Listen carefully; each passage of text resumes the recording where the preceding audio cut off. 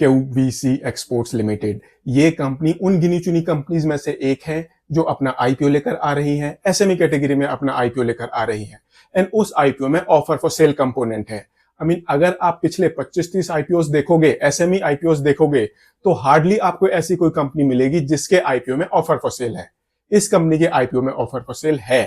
जानते हैं इस कंपनी के बारे में एंड इसके आने वाले आईपीओ के बारे में। कहीं मत जाइए, चैनल को सब्सक्राइब कर लीजिए। सबसे पहले जानते हैं इस कंपनी के बारे में। QVC एक्सपोर्ट्स लिमिटेड ये कंपनी 2005 से इस बिजनेस में है एंड ये कंपनी फेरो अलॉयज की ट्रेडिंग करती है, एक्सट्रैक्शन या फिर प्रोसेसिंग नहीं करती।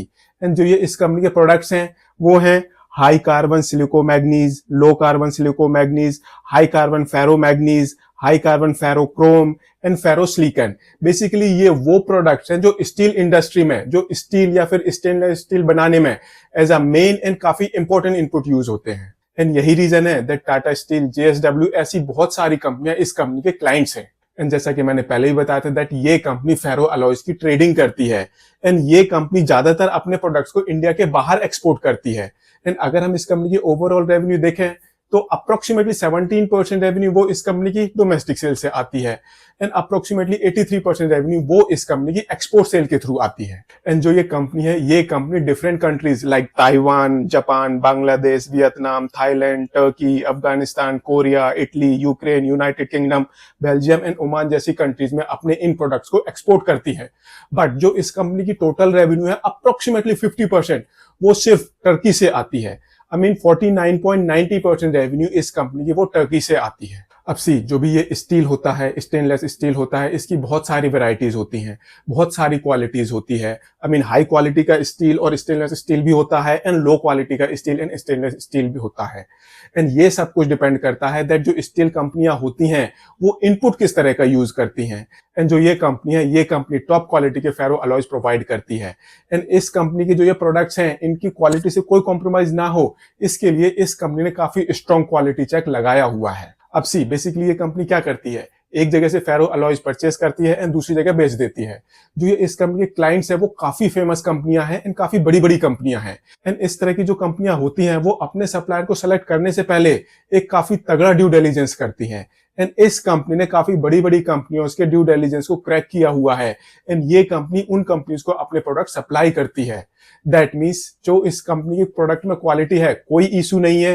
एंड जब भी इस तरह का कोई वेंडर एंड सप्लाई रिलेशन होता है तो वो काफी लंबे टाइम तक चलता है। एंड यही रीजन है दैट जो इस कंपनी के टॉप 5 क्लाइंट से रेवेन्यू है वो अप्रोक्सीमेटली 69% है एंड टॉप 10 क्लाइंट से इस कंपनी की अप्रोक्सीमेटली 82% रेवेन्यू आती है। एंड जहां से ये कंपनी फेरो अलॉयज परचेज करती है वहां पर भी इस कंपनी ने काफी स्ट्रॉन्ग क्वालिटी चेक्स लगाए हुए हैं।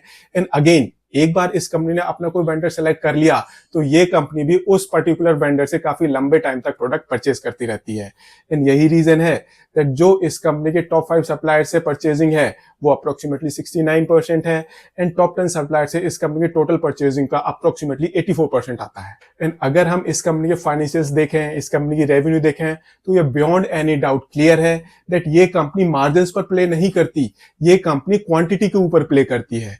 एंड अगर आपका बिजनेस स्केलेबल है तो क्वांटिटी के ऊपर प्ले करना आपके बिजनेस को काफी बड़ा बिजनेस बना देता है। तो अब हम देखते हैं जो इस कंपनी के फाइनेंशियल्स हैं वो इस कंपनी के बारे में क्या बताते हैं। तो उसके लिए सबसे पहले हम इस कंपनी का एसेट बेस देखते हैं।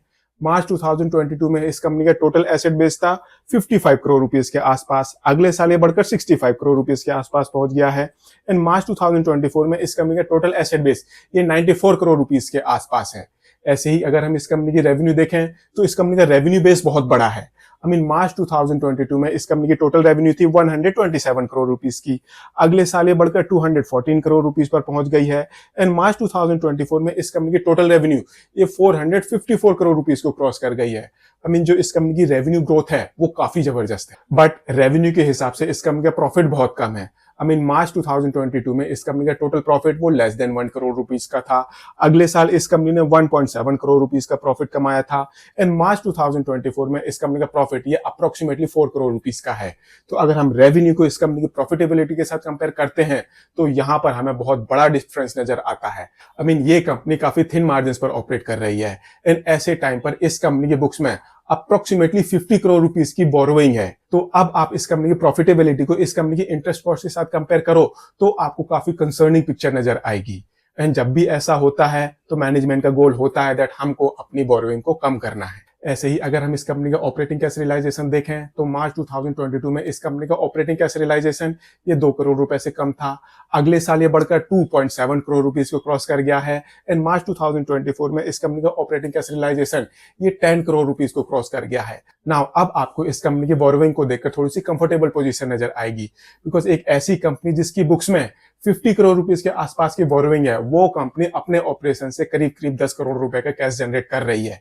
ये थोड़ी सी कंफर्टेबल पोजीशन है in spite of the fact that इस कंपनी की प्रॉफिटेबिलिटी इस कंपनी के बोरोइंग के हिसाब से बहुत कम है। एंड अगर हम इस कंपनी के मार्जिन्स देखें तो ये कंपनी 2.63% के एबिटा मार्जिन्स पर ऑपरेट कर रही है। ये कंपनी 1.33% के पैट मार्जिन्स पर ऑपरेट कर रही है। 7.2% की रिटर्न ऑन इक्विटी है एंड 33.22% की इस कंपनी की रिटर्न ऑन कैपिटल एम्प्लॉयड है। एंड ये इस आईपीओ के बाद चेंज होने वाला है। इस कंपनी का जो टोटल आईपीओ साइज है वो है 24.7 करोड़ रुपीस का। इसमें से 17.63 करोड़ रुपीस का फ्रेश इशू है, बाकी ऑफर फॉर सेल है। 86 रुपीस का इस कंपनी का एक शेयर है एंड इस कंपनी का जो लॉट साइज है वो 1600 शेयर्स का है, जिस हिसाब से आपकी मिनिमम इन्वेस्टमेंट होगी 1,37,600 रुपीस की। एंड सी, इस आईपीओ की वजह से जो इस कंपनी की प्रॉफिटेबिलिटी है वो बढ़ेगी ही बढ़ेगी, बिकॉज इस आईपीओ की वजह से इस कंपनी का डेट कम होगा, जिससे इंटरेस्ट कॉस्ट कम होगी। ये कंपनी कुछ पैसे यूज करेगी वर्किंग कैपिटल की मैनेज करने के लिए, जिससे अगेन इस कंपनी की जो डेट रिक्वायरमेंट है वो थोड़ी सी कम हो जाएगी। अब क्वेश्चन आता है, क्या आपको इस कंपनी के आईपीओ को सब्सक्राइब करना चाहिए या नहीं? See, I mean there are very few कंपनियां जिनका इतना बड़ा रेवेन्यू बेस होता है एंड वो कंपनियां अपना आईपीओ एसएमई कैटेगरी में लेकर आती हैं।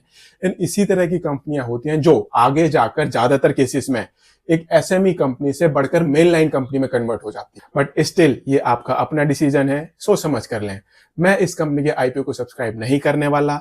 मेरे डिसीजन के बेसिस पर आप अपना डिसीजन बिल्कुल मत लें। थोड़ा सा दिमाग लगाएं एंड इन्वेस्टमेंट एडवाइजर से कंसल्ट करने के बाद ही अपना डिसीजन लें। हाँ, अगर आपको ये वीडियो पसंद आया हो तो इसको लाइक शेयर जरूर करें एंड चैनल को सब्सक्राइब करें। Thank you.